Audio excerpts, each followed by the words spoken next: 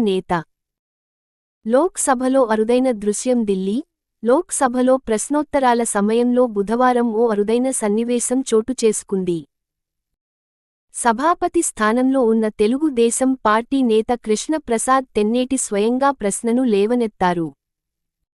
ఆయన పేరిట నమోదైన ప్రశ్న చర్చకు రావడంతో సభ అనుమతి తీసుకుని మాట్లాడారు.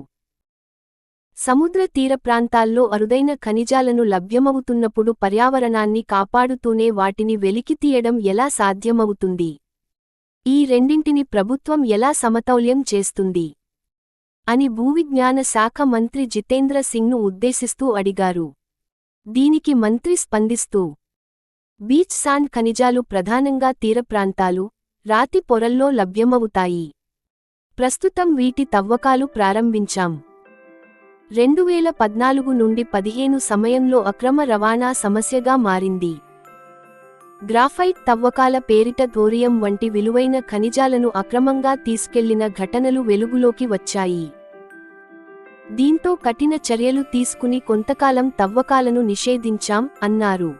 గమనిక: ఈనాడు నెట్లో కనిపించే వ్యాపార ప్రకటనలు వివిధ దేశాల్లోని వ్యాపారస్తులు, సంస్థల నుంచి వస్తాయి. కొన్ని ప్రకటనలు పాఠకుల అభిరుచిననుసరించి కృత్రిమ మేధస్సుతో పంపబడతాయి. పాఠకులు తగిన జాగ్రత్త వహించి, ఉత్పత్తులు లేదా సేవల గురించి సముచిత విచారణ చేసి కొనుగోలు చేయాలి.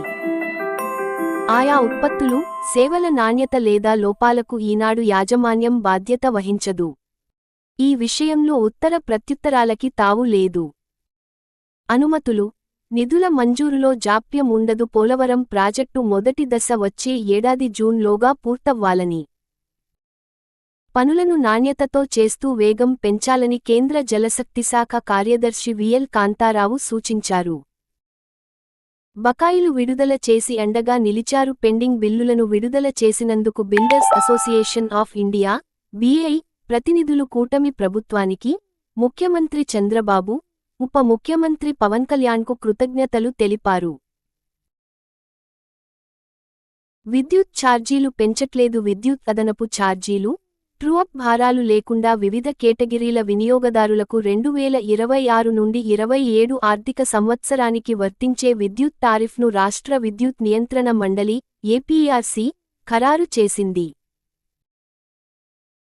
పదవీ విరమణ వయసు పెంపు నిర్ణయం హర్షణీయం. ప్రభుత్వరంగ సంస్థలు, గురుకులాల ఉద్యోగుల పదవీ విరమణ వయసును 60 నుంచి 62 ఏళ్లకు పెంచుతూ మంత్రుల బృందం (జీఓఎం) తీసుకున్న నిర్ణయంపై ఉద్యోగ సంఘ నాయకులు హర్షం వ్యక్తం చేశారు.